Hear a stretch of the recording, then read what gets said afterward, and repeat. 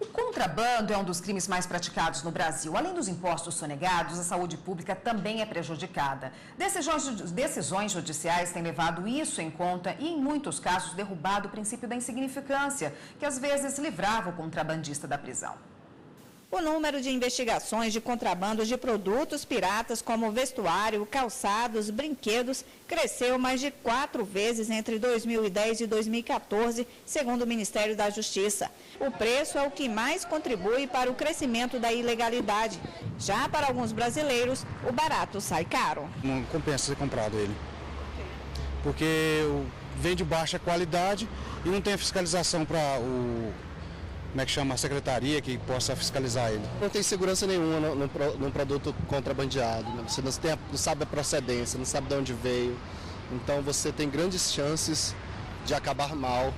Seja o produto do cigarro, que vai fazer mal para a sua saúde, seja um elétrico, que pode destruir a sua instalação elétrica da sua residência. Quando você compra um produto original, você não está comprando só a marca, você está comprando o fruto do trabalho dessa pessoa. Então, se você compra um produto contrabandeado, você acaba também favorecendo o crime organizado. O cigarro também está entre os produtos mais apreendidos no Brasil. Segundo a Polícia Civil do Distrito Federal, o comércio ilegal de cigarros faz parte de um crime organizado, presente principalmente nas classes menos favorecidas. É muito comum esse tipo de comércio nas periferias, no interior, em regiões onde existe uma renda per capita inferior. Porque o preço do cigarro contrabandeado, ele é a metade do cigarro legalizado no Brasil. O mercado ilegal de cigarros movimenta 6 bilhões de reais por ano. E o prejuízo reflete nos 35 mil postos formais de trabalho que deixam de ser oferecidos aos brasileiros. Só no ano passado, no Rio Grande do Sul, o Estado deixou de arrecadar 115 milhões de reais de impostos. Com esse valor, daria para revitalizar 380 quilômetros de rodovias, fornecer educação a mais de 55 mil crianças e a 70 mil alunos da pré-escola. E ainda construir mais de 3 mil casas populares. A maior parte dos cigarros não consumidos no Paraguai vem para o Brasil por serem mais baratos por causa do imposto. A entrada ilegal desse tipo de produto no país, sem passar por nenhuma fiscalização, inclusive sanitária, prejudica também a saúde dos brasileiros. Uma análise de 18 marcas contrabandeadas do Paraguai demonstrou contaminação com fungos e ácaros.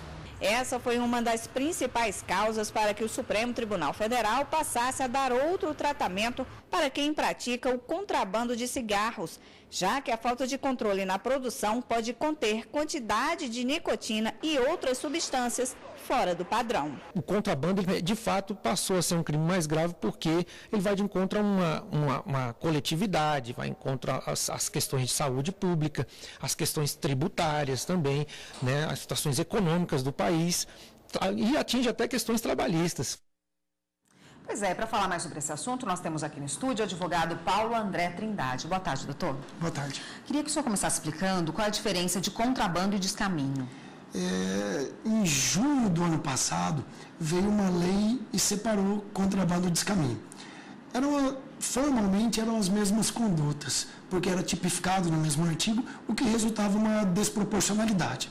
O contrabando é a entrada ou saída de mercadoria proibida do território nacional. Ou entra ou sai. Então eu preciso sempre de uma norma, de uma portaria que discipline o que vem ser essa mercadoria de circulação restritiva. Já o descaminho é uma forma de enganar ou iludir o fisco. A mercadoria ela é lícita, ela é permitida. Eu posso entrar ou sair com essa mercadoria. No entanto, eu saio enganando ou fraudando o fisco. Contrabando. Entra e sai com mercadoria proibida, descaminho. Eu apenas iludo a fiscalização alfandegária, dando um valor, declarando uma quantia a menor para que reduza a incidência do imposto de importação. No caso do cigarro, que crime configura? No cigarro, ele é contrabando porque existe uma portaria do próprio Ministério da Saúde que controla. Nós verificamos no VT que são 2 bens jurídicos tutelados.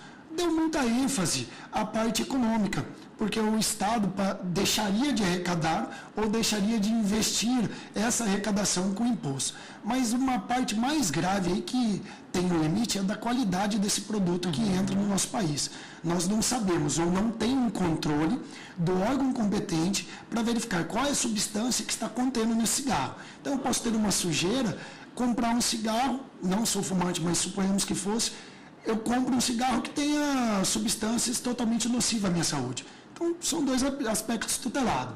Parte econômica do Brasil, concorrência desleal, porque aquele empresário que adquire um produto legalizado tem uma tributação maior, mas muito mais importante ainda é a nocividade que pode produzir para aquela pessoa que consome o cigarro. E até por isso, então, essas decisões da Justiça vêm caminhando no sentido de acabar com esse princípio da insignificância, que muitas vezes poderia constar aí na pena do contrabandista e levando em consideração o risco à saúde pública. O princípio da insignificância, por ele ser um princípio, hoje ele é muito estudado em vários crimes. Logo antes ainda de junho do ano passado, quando o contrabando desse caminho tinha as mesmas penas, se discutia se era possível ou não o princípio da insignificância na conduta do contrabando, que era denominado contrabando próprio. Como ele não era uma mínima ofensividade da conduta, a repercussão social dessa conduta era mais grave, o STF entendeu por bem não incidir o princípio da insignificância na figura do contrabando. Hoje é mais fácil porque foi separado, então nós estamos em artigos distintos, mas persistiu a não incidência do princípio da insignificância, porque a conduta não é de bagatela, de ínfima insignificância. Ela tem uma potencialidade lesiva, tanto para o erário público quanto para a saúde pública. O que acontece com a pessoa que é pega trazendo cigarro do Paraguai, por exemplo, para o Brasil? Hoje nós não temos dúvida porque há uma restrição da importação desse produto, dessa espécie de mercadoria. Então aquele sujeito que é surpreendido transportando, inserindo dentro do país um cigarro, ele responde nas penas do crime de contrabando. Onde geralmente esse cigarro é comercializado? A gente não vamos estender muito, mas normalmente é no comércio informal. Mas isso não significa que exclusivamente ele é de comércio informal. Tanto que o legislador, atento a isso, ele tipifica como contrabando aquele empresário formal e informal que vende produtos desacompanhados de nota fiscal. Então, o próprio empresário, que ainda que seja formalmente empresário, ele pode tentar agregar o lucro seu introduzindo produtos adquiridos desacompanhados com a nota fiscal, que é uma forma equiparada de contrabando. A gente continua a nossa conversa sobre esse assunto no próximo bloco, ainda há muitas dúvidas a esse respeito, só peço um minutinho para o senhor.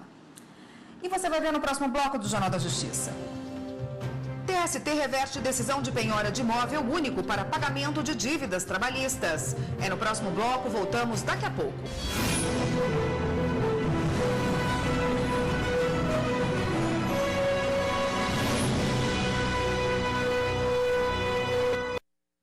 Nós voltamos a falar com o advogado Paulo André Trindade sobre contrabando e descaminho. O senhor havia falado no último bloco sobre como se comercializa geralmente licitamente esse tipo de produto, muitas vezes no comércio informal, mas podendo também ser comercializado irregularmente no comércio formal. Se um dono de um bar, de uma padaria, de um restaurante vender, que devidamente tem um alvará, está trabalhando regularmente, vender esse tipo de produto, é diferente a pena, a punição dele de alguém que é pego no comércio informal?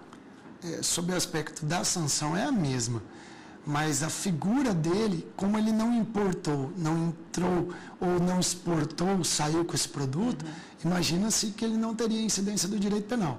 Mas o contrabando ele tem formas assemelhadas ou equiparadas.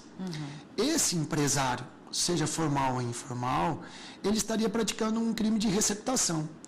Ao invés de ser capitulado, descrito no crime de receptação, o legislador, atento a isso, ele fez uma forma assemelhada, equiparada a contrabando. E ele inseriu uma forma de expor à venda, se não estiver expondo à venda, comprar produto importado desacompanhado de nota fiscal. Então, a receptação, para ele, vai ser o contrabando na forma assemelhada ou equiparada a contrabando. E é crime também comprar esse produto? Fazendo assim, uma análise mais específica, eu volto para a receptação.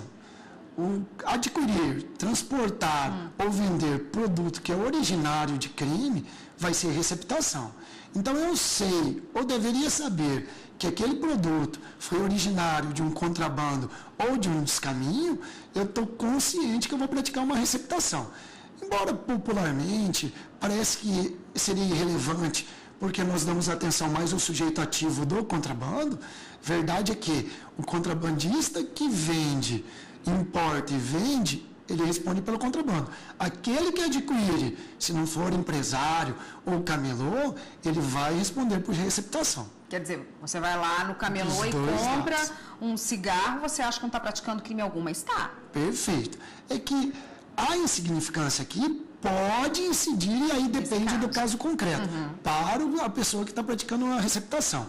Mas para o contrabandista, tanto o STJ quanto o STF são consolidados e pacíficos de não admitir insignificância. Quem sabe o receptador, a gente faça uma análise e aplique o princípio da insignificância. Mas, formalmente, ele responde pela receptação e o contrabandista por contrabando. Se alguém vir aí esse comércio informal ou mesmo formal e irregular sendo praticado, tem alguma forma de denunciar, um lugar específico para denunciar? Vai na delegacia, no Ministério Público, onde? Para a pessoa normal, normalmente nós informamos a Polícia Civil, para que ela faça, e geralmente tem mesmo uma intervenção da Polícia Civil.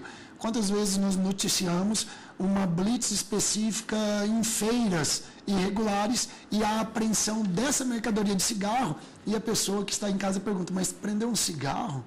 Prende cigarro, prende produto falsificado, porque ofende a propriedade material. Então, quando eu visualizo, eu como cidadão, eu vou diretamente à polícia. O Ministério Público é o dono da ação para que depois proponha. Nada impede que eu vá ao Ministério Público diretamente. Se o Ministério Público já tem detém elementos suficientes para propor a ação, ele pode até dispensar o inquérito policial e propor a ação contra aquele sujeito ativo do contrabando. Quer dizer, é um crime que todo mundo deve ficar atento, né? Porque a responsabilidade é compartilhada.